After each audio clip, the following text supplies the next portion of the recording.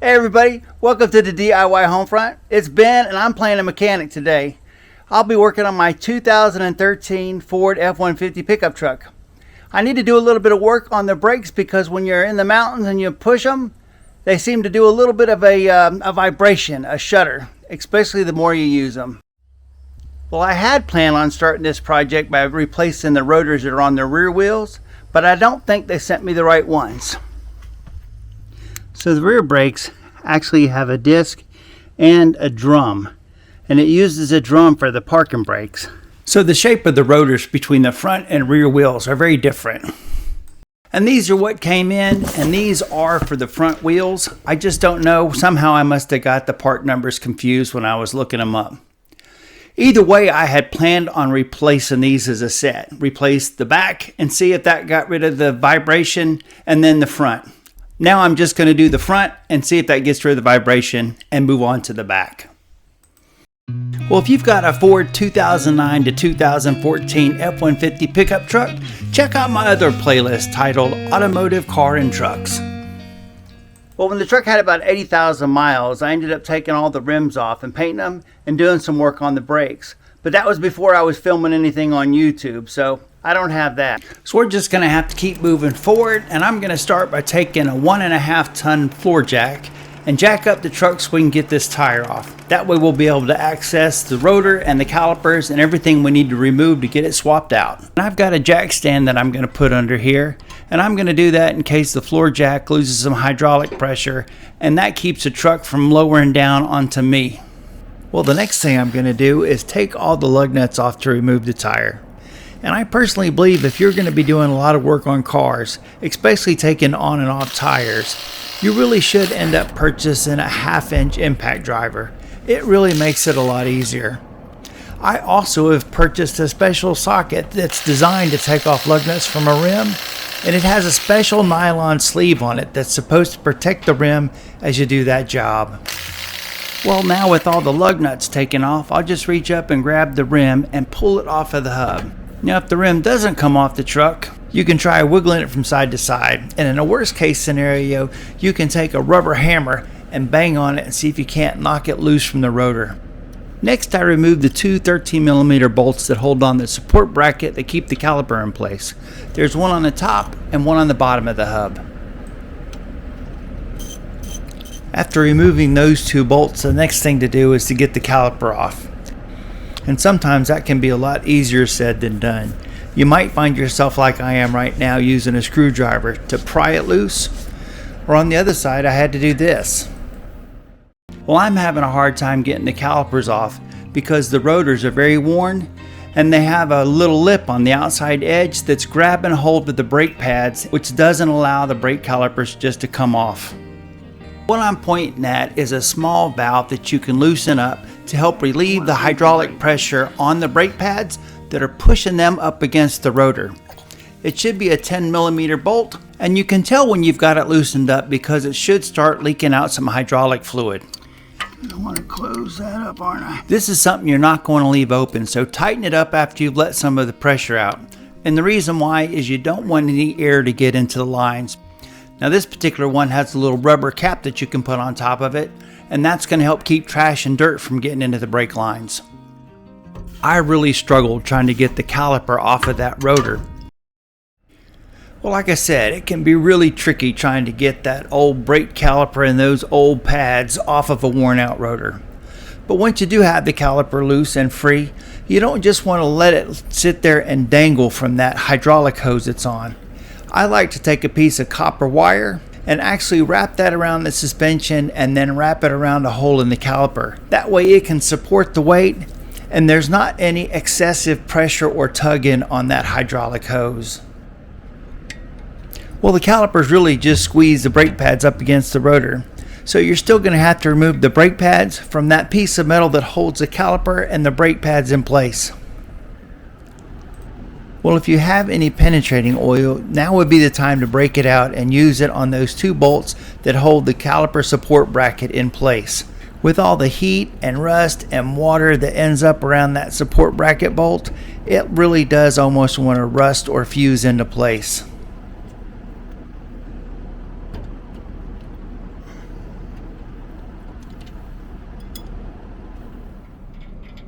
Once you've got those two bolts removed, the support bracket's easy enough to get off, and then you can work on getting the rotor off. Now, I did some work on my calipers, like I said at the beginning of the video, not too long ago.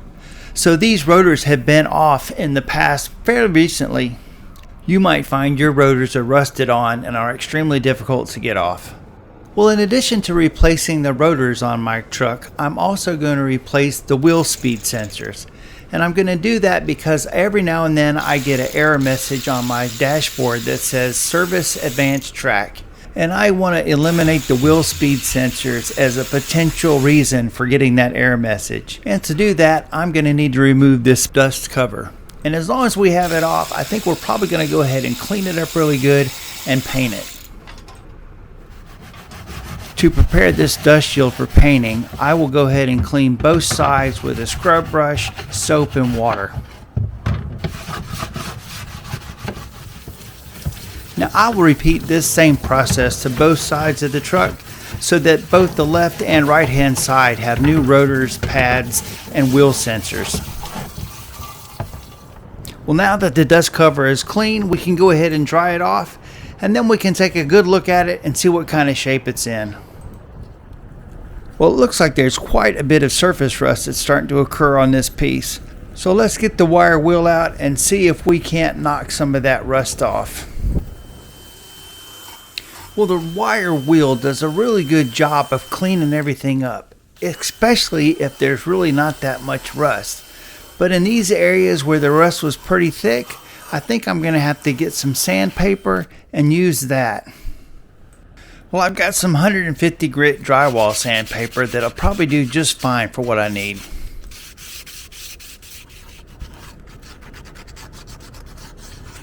Well, it took about 15 more minutes with that sandpaper, but I believe I've got this piece about ready to paint. Of course, I'm still going to have to take some mineral spirits and some blue shop towels and wipe all that sanding dust off the piece.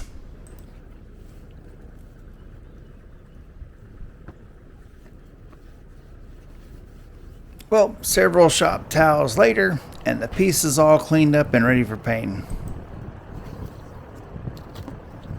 Well, once the dust shield was dry, I set it on top of the paint cap and put 2 coats of high performance enamel aluminum paint on each side.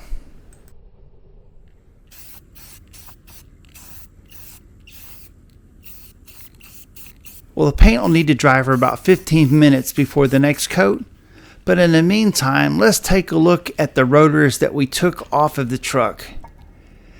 Now, I am not sure what a perfect rotor is supposed to look like, but both of these rotors look like they are past due for replacement. It's very possible these rotors are the reason why I'm feeling that vibration when I do the hard braking.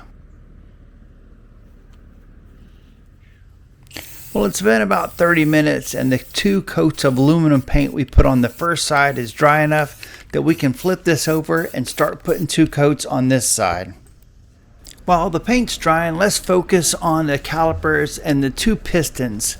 We'll need to push those in if we're going to be able to put this back on the rotor with those new brake pads installed. Now, I purchased a special tool a couple years ago that's designed to fit inside of the calipers with a ratchet. And once it's in place, all you have to do is move the handle back and forth like a normal ratchet, and it will compress both the pistons so that way you can reinstall the caliper and pads. I'll leave a link for this tool in the video description in case you're interested about it. Well, even though I was using the tool, the pistons on the other caliper just did not want to compress. So I ended up having to take my ratchet and loosen up that relief valve so that way some of the hydraulic fluid would come out and relieve the pressure so the pistons would actually compress. And if you look, you can actually see the hydraulic fluid coming out every time I'm doing this ratcheting action on the pistons. Well, there you go. Now you have a pro tip. If you've got a piston that won't compress, just make sure you close that valve off before you pull the tool out because you don't want any air to get in the lines. I'm going to take some brake cleaner and a rag and I'm going to spray out this caliper and try to get as much dirt, grime, and brake dust off of it as I can. Now, if you've got sensitive skin, you probably ought to be wearing some gloves if you're going to use brake cleaner. It can really inflame or aggravate your skin if you get it on you. I also took the time to clean up the caliper bracket because we're about to the point where we can reassemble everything. Well, I still need to replace the wheel speed sensor, and it's underneath this little Allen screw. The way it works is when the wheel hub spins, there's a little magnet inside of it. And as that magnet passes this sensor, it induces a voltage, and that's what tells the truck how fast each wheel is spinning. It's amazing how smart some of these systems are. If you're on slick pavement and it knows that the back wheels are spinning faster than the front wheels, it will apply the brakes to the rear wheels so that they spin the same speed as the front wheels, which means you're not going to be sliding all around on the road. Well, I chose to use some penetrating oil to loosen up this bolt, and I'm going to do my best to clean all around this before I actually remove it. This is a direct line straight into your wheel hub bearings, and you definitely don't want to get any dirt or any debris down in there. I also wanted to make sure that I didn't break off this Allen bolt. Now that that bolt's removed, you can see why you have to take off the dust shield to be able to replace the wheel speed sensor. The wheel speed sensor is actually part of a long cable with a plug-in that starts at the top of the wheel well. From there, it's got a couple of mounting points that attach to the frame and an attachment point that actually is part of the movable suspension before it ends up coming out from underneath this dust shield. With the dust shield out of the way, it's easy to remove the sensor, and you can see there's not really a whole lot to it. Well, here we are back to the driver's side, and we'll go ahead and remove the wheel speed sensor and all the other attachment points until we're at the top of the wheel well where there's that plug that plugs it in.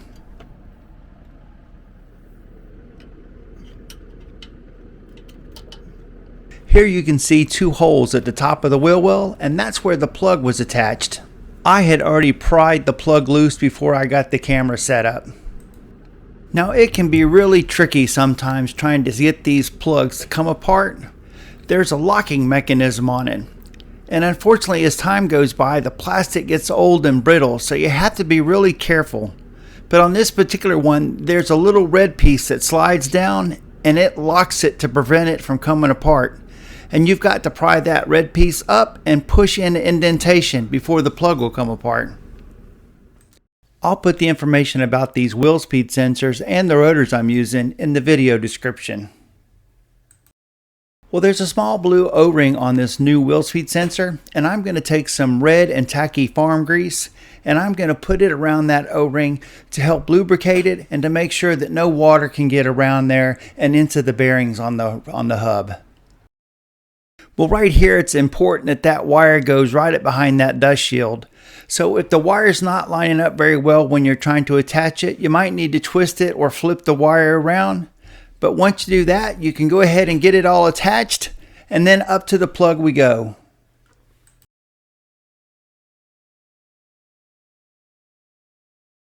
And two quick tips: if you're using power tools, don't over tighten your bolts. And as you're winding this wire up, make sure that it's free of all the movable suspension components. You don't want the wire to get pinched anywhere. Okay, well that's how you replace your wheel speed sensor, and we did it the same way on both sides of the truck. Alright, it's time to put that dust shield on. Now I have moved to the passenger side because I got better camera angles, but one thing we want to make sure we don't do is pinch that wheel speed sensor cable underneath that dust shield. If you need to, you could even take a pair of pliers and bend the dust shield a little bit so there's plenty of room for that cable to go underneath it. Well, once we have all these bolts tightened up that are holding on that dust shield, we can move on to reinstalling the rotor. If your wheel hubs are really rusty, you might want to clean them up with some Scotch-Brite before you put the new rotor on. Mine were not that bad, so I'm just going to go ahead and put them on, and I'll put one lug nut on the bottom to make sure that the rotor stays in place while I reassemble the brake pads and calipers. I'm going with what I hope is a set of quality ceramic brake pads that come with all the hardware needed to put them on the truck. And I ordered these online, but you could easily pick up a set of brake pads at a parts store. Now, almost all of these new brake pad kits come with the hardware that you'll need to install everything. The only thing I could think that you might want to purchase separate is there's a special kind of grease that you'll use on these brake calipers and parts. It's a really high temp grease, so that way it can withstand the heat generated by heavy braking.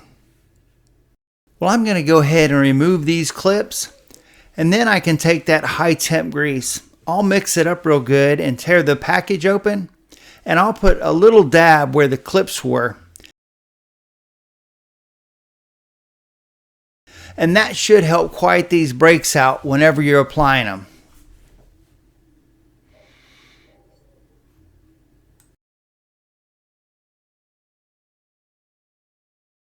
Well, for me, once these clips are in place, I'm going to go ahead and attach the brake pads. Well, the next thing you want to do is go ahead and take both of the brake pads and fit them into those slots on the caliper holder. You need to make sure that the ceramic portions of the brake face each other and the metal plates on the pads face out in each direction. Now, a lot of brake pads will have metal tabs, but they're only on one of the brake pads. You need to make sure you've got that on the right side. And in this application with the Ford truck, the brake pad with the tab faces the truck and the brake pad without the tab faces the street. And now that I've got these brake pads in a support bracket, I can just put the whole thing on the wheel hub and go ahead and put the bolts in and tighten them down. Now, the calipers are actually held in place with two bolts that bolt into two pins. And the pins are inside of this housing behind that rubber boot. And normally you would pull those pins out, make sure that they're clean, put some high temperature grease on them, and reinsert them before you bolt the caliper to it. And I'm sorry to say that was something that I did off camera, but I'm telling you what you should do.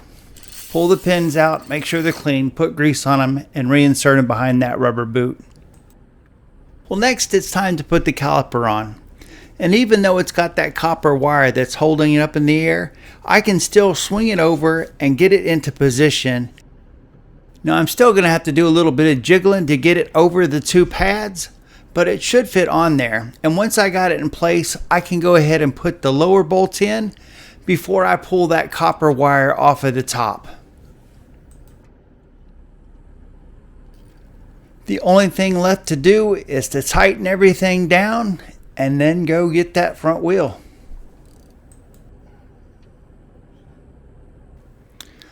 Well, everything looks pretty good if I do say so myself, and now would definitely be the time to go back and check your work. Make sure all the bolts are tight, you didn't miss anything, because when this wheel goes on, you want to be done. Now, if you do have an impact driver, there's nothing wrong with using it to tighten up your lug nuts, but you always want to start them by hand. You want to make sure you get them threaded on properly before you take that impact driver and just drive them home, because you can strip them or cross thread them. Now, when I tighten up my lug nuts, I go in a zigzag pattern until I've gotten them all tightened, and then I do it one more time, but I just go around in a circle to make sure that they're all snugged up. Boy, the tire and rim really look good, and that center cap is nice and shiny. But if you didn't know it, as long as I had these tires and rims off, I washed and waxed them. Well, I still have to drive down the road and see if replacing the front brake pads and rotors made any difference, and if that little vibration is gone or not. Only time will tell if the wheel speed sensors got rid of my error message, service AdvanceTrac. Well, there you have it. Replace the wheel speed sensors and the rotors for the front wheels. When I hit the brakes hard, it doesn't pull to the left or to the right.